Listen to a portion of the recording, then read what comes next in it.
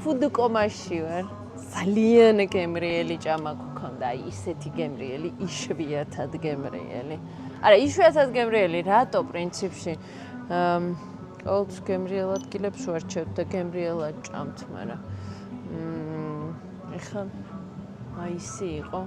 ცირე გოგოების სუმა ვიწყდება, რომ ჯერ ჭიქა უნდა შევუდო.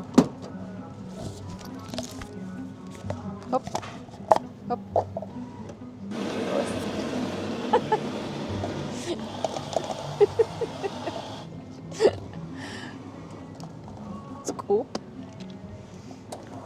ხოდა. რას? ჩიქებზე? რატო ვაკეთებ სპეციალურად?